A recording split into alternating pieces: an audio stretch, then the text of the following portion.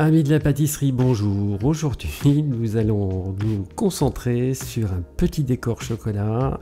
Et là, je me suis mis à la place de Monsieur Tout-le-Monde, qui n'a absolument aucune connaissance dans la chocolaterie, à savoir donc la courbe de température que l'on réalise pour faire du chocolat.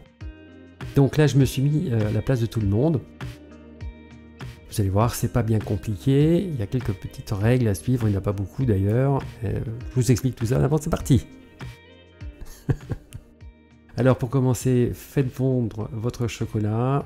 Plusieurs manières, la plus simple au micro-ondes toutes les 10 secondes et vous mélangez à chaque fois jusqu'à ce que tout soit fondu. Maintenant, vous pouvez le faire aussi au bain-marie et ça marche évidemment très bien. Une fois que c'est fait, eh bien, vous faites une petite bande de chocolat que vous étalez sur un tour ou une table de travail. Alors dans l'idéal, plus c'est froid, mieux c'est.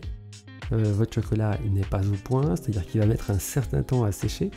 Si vous le mettez au point, si vous faites une courbe de température, ça ira tout simplement plus vite.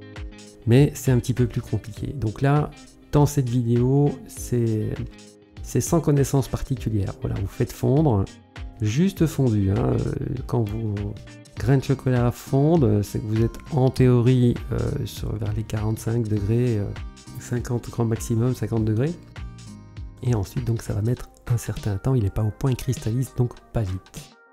Vous devrez donc attendre un petit moment. Alors, tout dépend de la surface. Moi, j'ai mis ça sur du bois. Le bois a tendance à prendre la température. Auquel cas, ça a mis un certain temps. Quand je dis un certain temps, c'est un quart d'heure. Voilà, maintenant ça aurait été du marbre, ça aurait été plus rapide, ça aurait été du métal, ça aurait été plus rapide. Voilà, donc ça compte, il faut le savoir. Mais de toutes les manières, ça sèche. Et quand votre chocolat commence à durcir, eh bien c'est là qu'il faut intervenir, qu'il soit complètement dur. Donc là, vous avez un certain temps, vous avez le temps quand même, mais pas tout le temps non plus. Et vous grattez avec une spatule. Et voilà, c'est fait. Vous avez des petits copeaux que vous allez pouvoir utiliser partout, dans vos glaces, dans vos petits gâteaux. Là, j'ai fait une forêt noire, donc je vais utiliser ces copeaux pour pouvoir faire le décor. Mais ça reste simple et facile. Donc, une fois que c'est fait, il ne reste plus qu'à les mettre en boîte, de façon à les conserver sans problème et d'une manière indéfinie. Et vous pouvez donc les utiliser quand vous voulez. Ensuite, pour une forêt noire, il faudra simplement les saupoudrer d'un petit peu de sucre glace ou cacao. Enfin, en fait, vous faites ce que vous voulez en définitive. Mais voilà, ça se conserve très très bien, il n'y a pas de souci.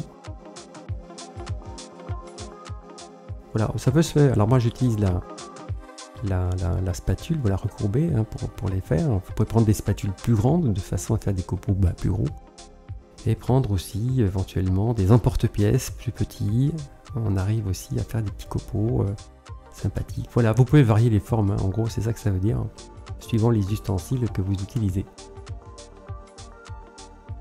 Voilà, une fois que ça commence à être sec, donc on y va, on gratte. Et faut le faire avant que ce soit complètement dur, parce qu'après c'est un petit peu compliqué. Mais encore une fois, avec une couverture qui n'est pas au point, ça va quand même, vous avez le temps.